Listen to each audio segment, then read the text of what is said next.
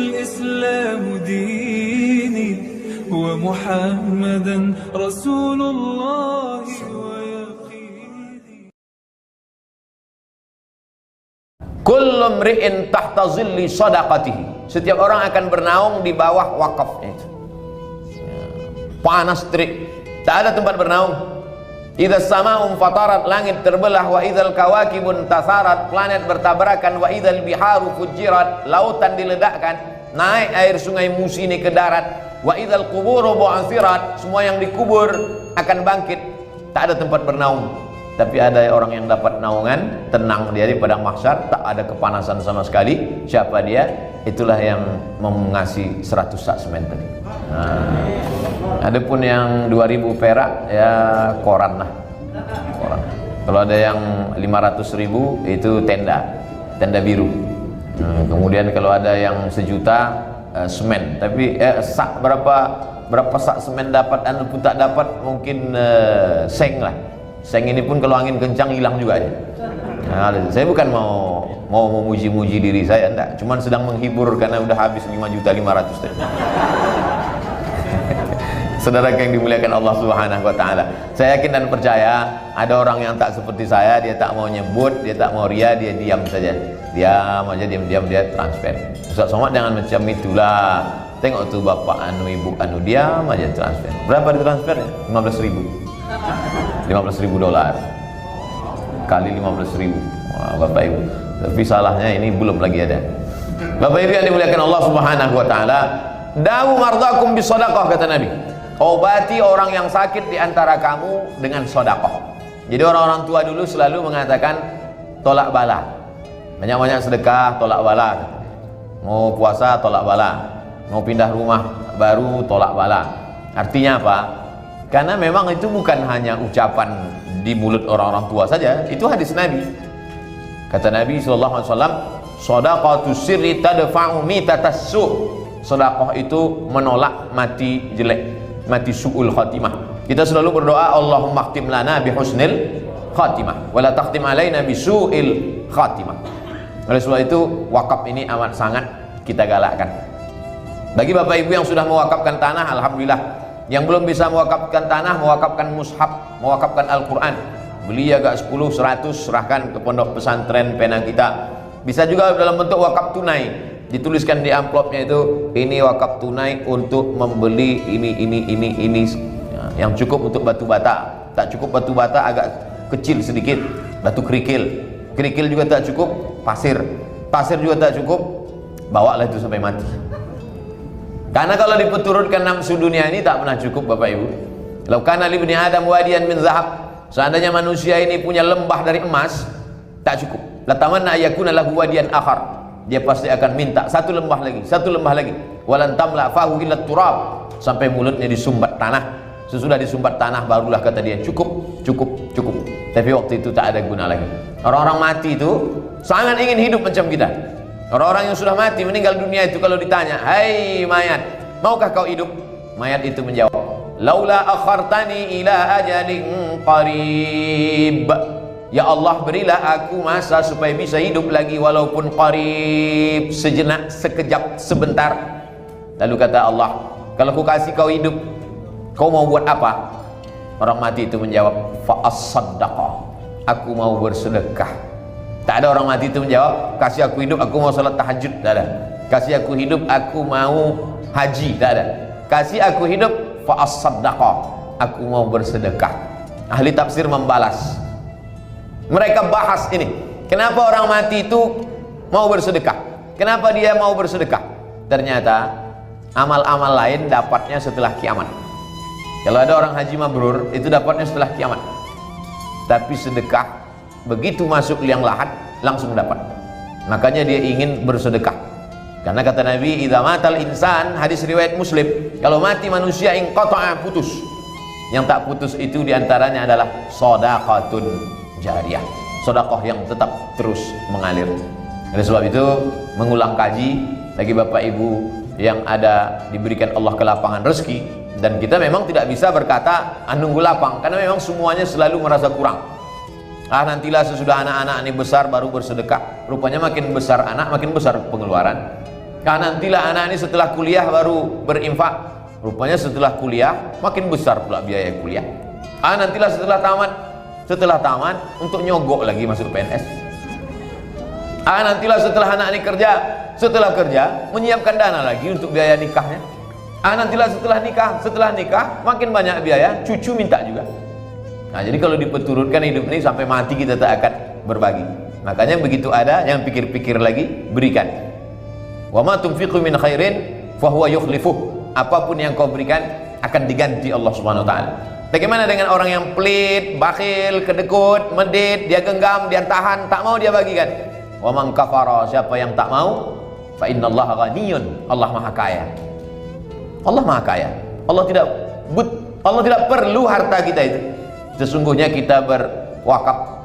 Ustaz berbolak-balik tadi kata ke Ustaz wakaf, ada juga Ustaz mengatakan infak, ada juga Ustaz mengatakan sedekah. Kalau wakaf barangnya tak habis, wakaf tanah, wakaf kelas, wakaf sumur bor, wakaf kosen, wakaf pintu. Kalau sedekah dia barang, sedekah air, sedekah duit. Kalau infak dia barang, infak air, infak kue, infak handphone, infak kamera, infak TV. Habis itu hilang, hancur. Kalau sedekah, itulah maha adilnya Allah. Kalau kau punya duit banyak, wakaf. Tak bisa wakaf, infak. Tak bisa infak, baru sedekah. Senyum. Tapi sekarang tak bisa, pakai masker. Tabassumika fi wajhi akhika shadaqah. Senyummu ke wajah saudaramu sedekah. Dulu kita senyum dibalas orang senyum.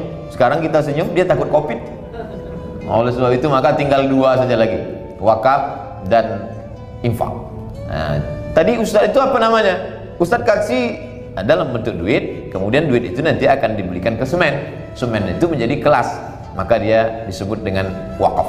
Wakaf artinya berhenti. Berhenti dia dari menghasilkan sesuatu dari kantong kita, tapi dia menghasilkan lebih kekal dan abadi. Karena setiap anak yang mengaji, membaca Al-Quran di situ, pagi, petang, siang dan malam, macam bunyi tawon nanti anak-anak itu membaca di Quran, membaca Quran di kelas itu, maka mengalirlah pahalanya, mengalirlah dia pagi petang juga, lapanglah alam barzah kita, terang benderanglah kubur kita. Kenapa? Karena wakaf-wakaf ini.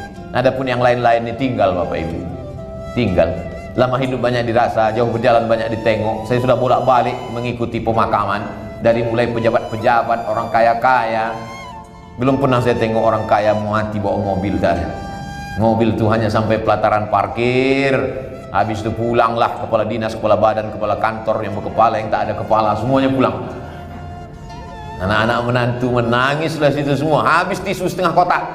Habis itu mereka pun pulang ke rumah, mulai nonton TV, mulai buka handphone. Awalnya dia tersenyum, hari kedua cekikikan ketawa, hari ketiga mulai dia membuka laci mana STNK BPKB, mulai dia pergi ke kantor Samsat untuk balik nama, akhirnya dijual, kelahi, rebut-rebutan, tak mempan ke hukum, pergi ke dukun santet, mati juga, habis.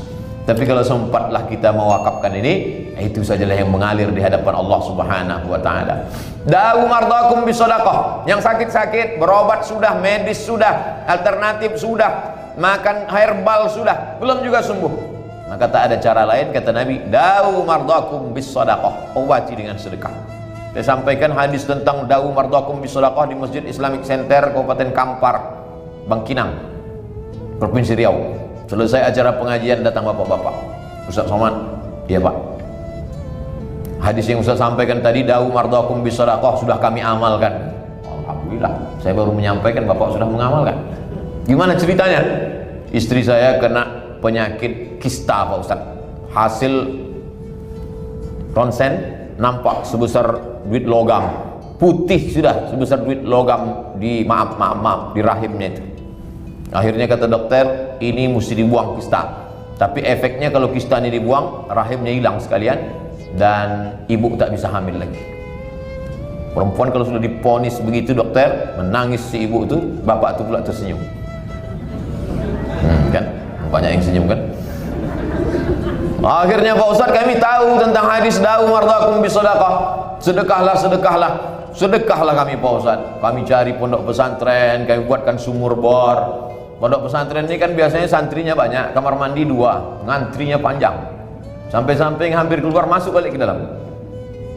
kami buatkan WC, kami kasih santunan anak yatim, fakir miskin, pergi kami ke panti jompo. Akhirnya Pak Ustadz cek lagi ke rumah sakit USG, dilihat mengerucut, mengecil kista aja, kecil, hilang, tak jadi operasi. Dokternya malah bertanya, ibu makan apa? Biasa, makan nasi lemak, nasi uduk. Kenapa bisa hilang? Tak tahu. Rupanya mereka mengamalkan dawu mardakum bis sadaqah. Jadi gimana Pak Dokter? Selamat, tidak perlu operasi, rahimnya tak perlu diangkat, dan bisa mengandung lagi. Senyum istrinya, suami pula menangis. Oleh sebab itu, ini saya sampaikan supaya ceramah ini kemana-mana, supaya ada kalau ibu-ibu, bapak-bapak. Saya khawatir informasi ini disimpan oleh bapaknya.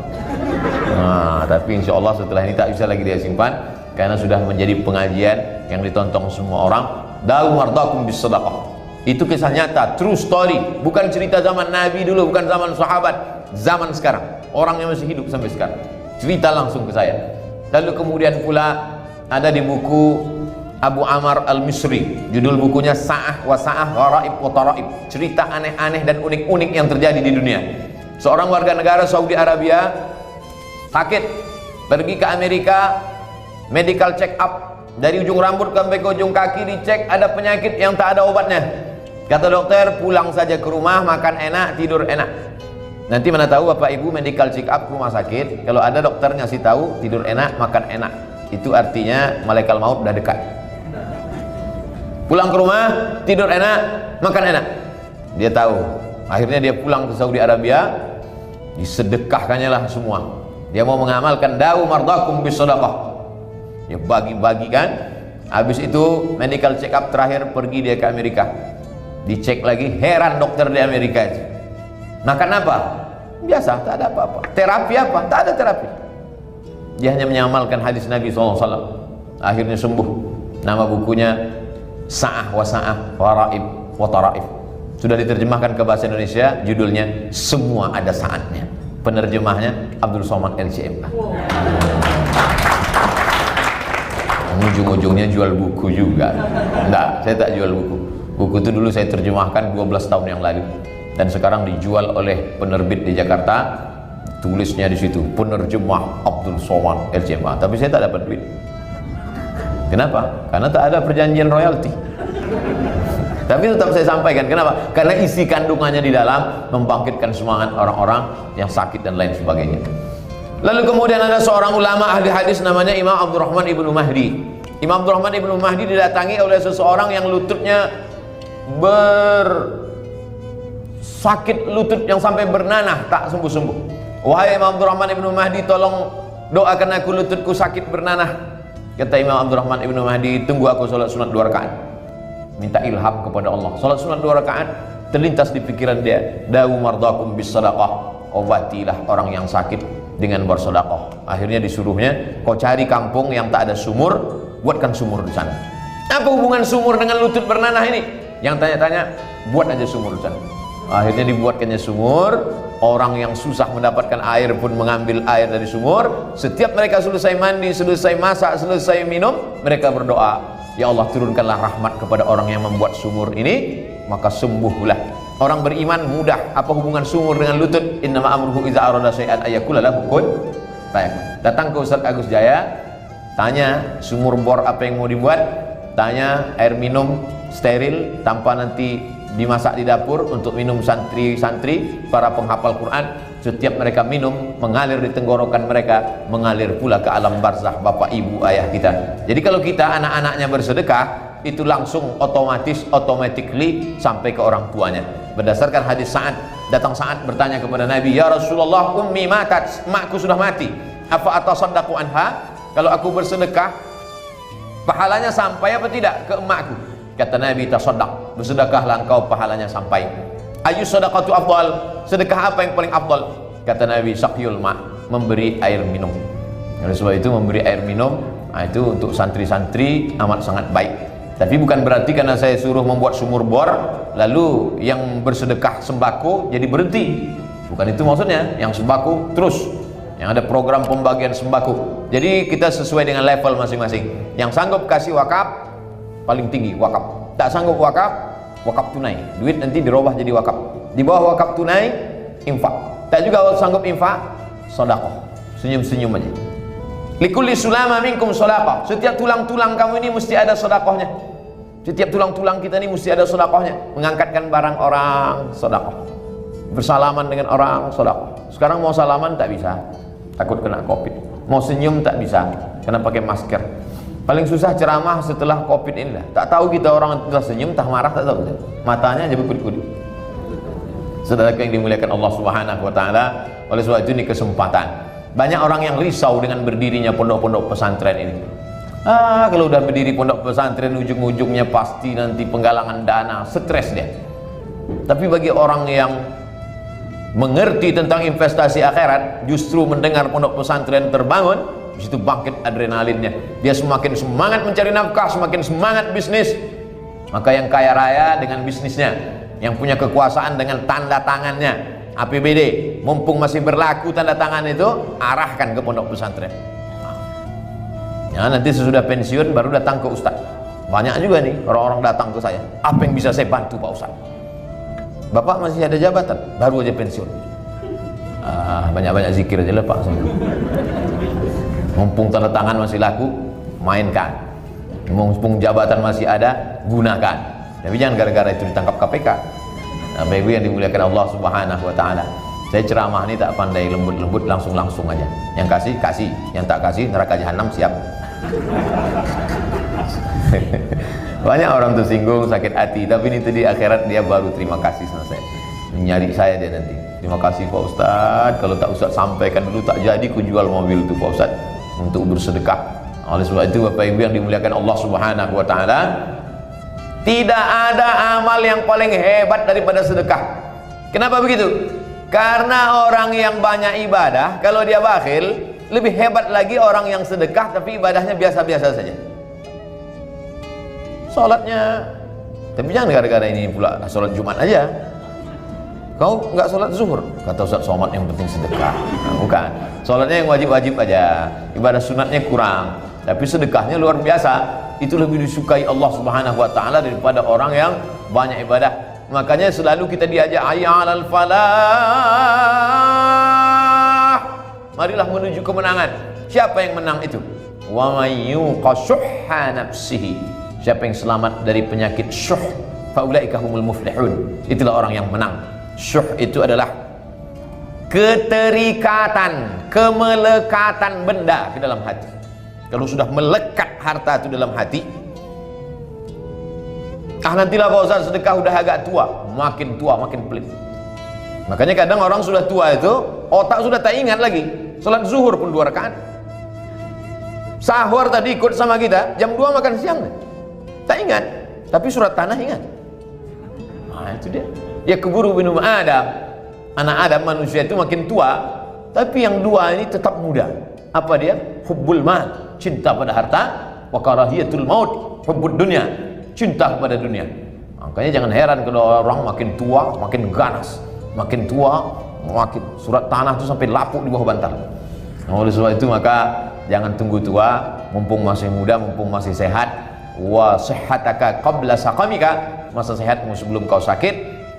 Wa ghinaka qabla faqrika, masa kayamu sebelum engkau miskin. Bapak Ibu yang dimuliakan Allah Subhanahu wa taala, sudah saya sampaikan semua manfaat-manfaatnya.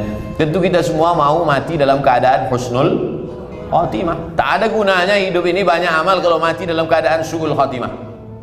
Dan yang bisa menjamin husnul khatimah itu adalah sedekah. Allahu Rabbi wal Islam dini wa Muhammadan Rasulullah.